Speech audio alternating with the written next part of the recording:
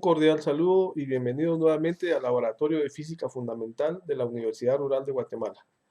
Estimados jóvenes, bienvenidos. Vamos a continuar con nuestro estudio del Laboratorio de Física Fundamental. En esta oportunidad estudiaremos la clase número 9 y el tema es los estados de la materia.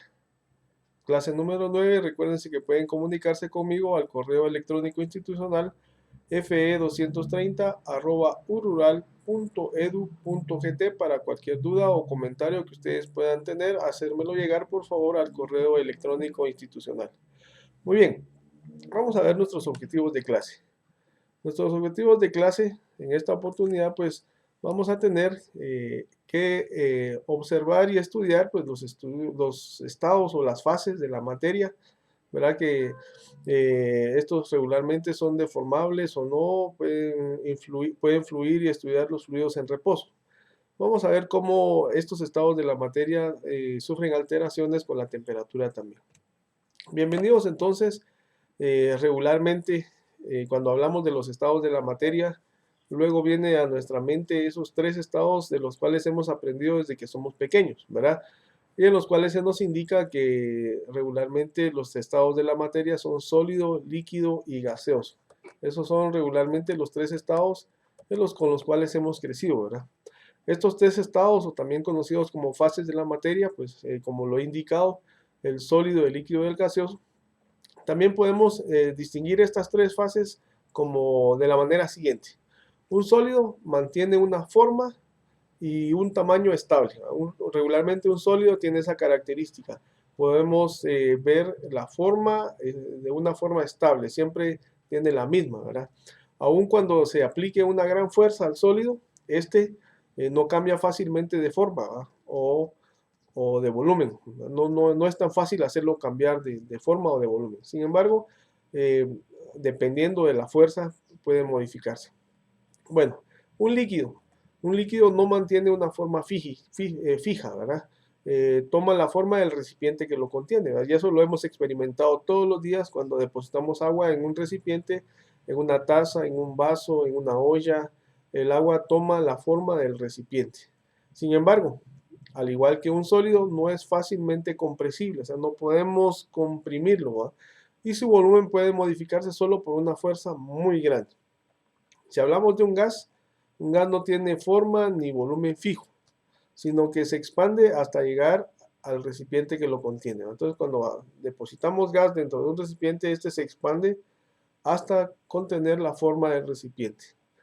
Bueno, entonces, por ejemplo, cuando se bombea aire en un neumático del automóvil, nosotros aquí le decimos llantas, ¿verdad? Cuando le echamos aire a la llanta, ¿verdad? El aire no se acumula en el fondo del neumático como que fuera el agua que se va acumulando hasta formar la forma del neumático, ¿no? ¿Verdad? Sino que cuando se bombea aire a un neumático, el gas o el aire se dispersa llenando todo el volumen del neumático. Eso es interesante porque no es igual que el agua. El agua va al fondo, en cambio el gas no, el gas se dispersa hasta tomar la forma, en este caso, del neumático, ¿va? Los líquidos y los gases no mantienen una forma estable, ya que tienen la capacidad de fluir, por ello se les conoce como fluidos, ¿verdad? Cuando uno estudia, digamos, la mecánica de los fluidos, regularmente hay gases y hay líquidos, ¿verdad? Entonces, estos en conjunto, digamos, se les conoce como fluidos. Entonces, la división de la materia en tres fases no siempre es una tarea sencilla, ¿verdad? Por ejemplo, ¿cómo debe clasificarse la mantequilla? Uno podría hacerse esa pregunta, ¿verdad? ¿En cuál de los tres estados, sólido, líquido y gaseoso, podría yo clasificar a la mantequilla?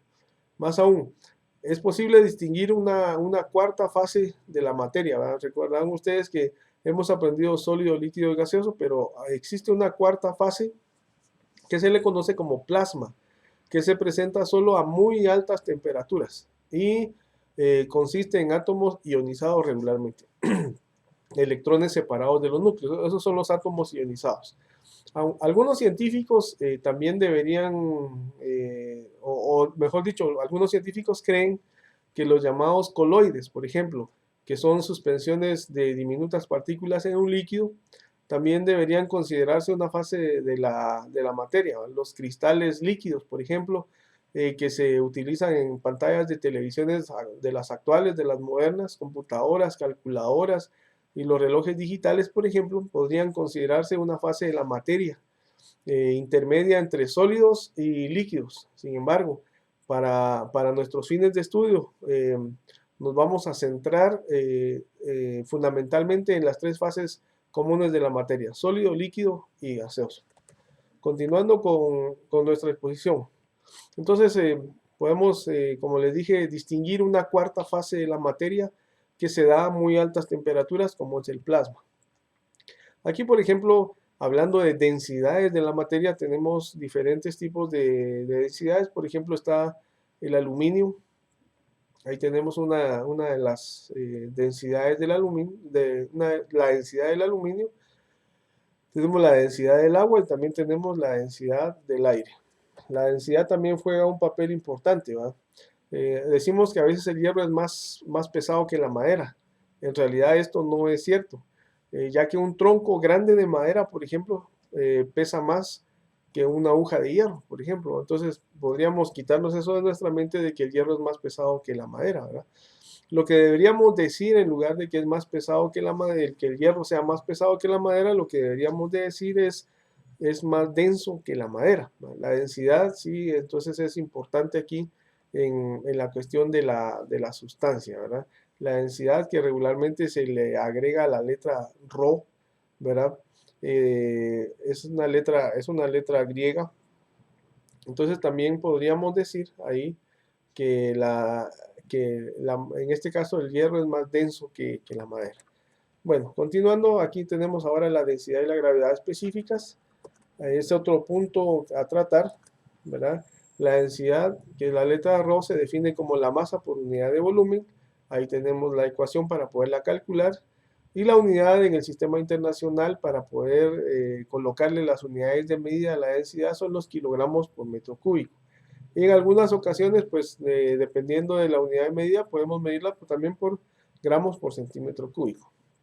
La gravedad específica la definimos como una razón, ¿va? Como una fracción de la densidad de esa sustancia de que estamos estudiando a la densidad del agua a 4 grados centígrados. La presión en los fluidos. Pues la presión en los fluidos se define como una fuerza. La presión en realidad es una fuerza por unidad de área, ¿va? Por área unitaria también decimos, ¿va? Donde la fuerza F, que se entiende como la magnitud de la fuerza que actúa perpendicularmente a la superficie del área. Entonces aquí tenemos la ecuación para calcular presión, que es fuerza dividido dentro de área. Y aunque la fuerza es un vector, la presión es un escalar. Y ahí tenemos que si nosotros tomamos un pequeño cubo de agua aquí mismo en el recipiente, vemos que la presión es la misma en todas las direcciones de un fluido, ¿verdad? Se hace presión horizontal, hace presión vertical, hace presión inclinada. En realidad, pues la presión es la misma en todas las direcciones en un fluido que permanece en forma estática, ¿va? A una profundidad dada también. Si no fuera así, el fluido empezaría a moverse. Hablando de energía térmica, entonces, hablando sobre el calor que puede influir en los tres estados de la materia, entonces llamaríamos energía térmica al total de la energía cinética media de las partículas, ¿verdad? Átomos y moléculas. Entonces esto sería la energía térmica, ¿verdad? Energía térmica al total de energía cinética media de las partículas, pues que forman la materia. Es decir, la energía térmica es una medida de la energía que tiene toda la materia debido al movimiento de sus partículas. Ahí tenemos parte de la teoría cinética, ¿verdad? La teoría cinética habla sobre colisiones perfectamente elásticas, ¿verdad? Aquí tenemos cómo se representa un sólido en la teoría cinética, cómo se representa un líquido y cómo se representa un gas desde el punto de vista como de una teoría atómica, ¿verdad? Cómo vemos que un sólido tiene sus partículas más unidas, un líquido tiene un poquito más dispersas sus partículas y un gas pues las tiene bastante dispersas, ¿verdad? Por eso es que se expande y va tomando la forma del recipiente, mientras que aquí el líquido llega al fondo y empieza a llenarse, ¿verdad? El sólido pues ya tiene una forma definida. Hablando sobre temperatura y dilatación de los cuerpos, ¿verdad? Cuando aumenta la temperatura, pues eso lo hemos experimentado ya desde niños, ¿verdad? Que tomamos alguna pieza plástica, por ejemplo, y vemos que cuando la hacemos pasar calor a través de ella, pues podemos comprobar que cuando la temperatura aumenta, el cuerpo se dilata, ¿verdad? Se expande o puede tomar otra forma. A diferencia, si la temperatura disminuye, hemos comprobado, ¿verdad? Que a veces son un poco más duros. Entonces el cuerpo, si la temperatura disminuye, el cuerpo ocupará menos espacio, hablando sobre los estados de la materia. Es decir, que se va a contraer. Entonces ahí tenemos un ejemplo de la temperatura inicial, digamos, de una temperatura final. Si hablamos de aumentar la temperatura, ya el objeto es de esta manera, pero cuando la temperatura aumenta se puede dilatar un poco y estirarse un poquito más, ¿verdad?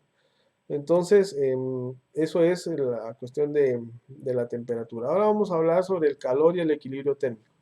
Entonces, vemos que cuando dos cuerpos se ponen en contacto, ¿verdad? Y están a diferente temperatura, ¿verdad? Al cabo de un tiempo podemos observar que ambos han alcanzado la misma temperatura. O sea, decimos que han alcanzado un equilibrio térmico. Entonces, cuando colocamos dos cuerpos a diferente temperatura y dejamos pasar un tiempo, y al final comprobamos que los dos tienen la misma temperatura, decimos que estos cuerpos han alcanzado un equilibrio térmico. Muy bien, el calor y sus formas de transmisión. Aquí tenemos entonces que el calor puede tener diferentes formas de transmisión. Aquí tenemos calor por conducción, o sea, si nosotros tenemos una barra metálica y la calentamos del otro lado, vemos que el calor va desde el punto de donde está el punto de calor y viaja a través de su material. Entonces, a esto le decimos conducción.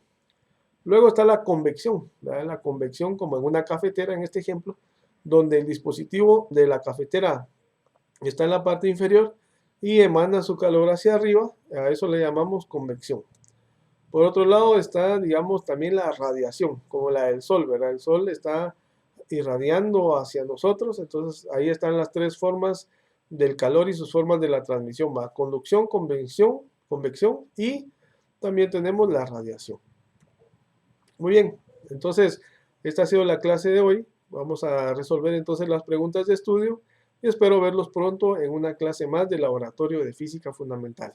Muchas gracias.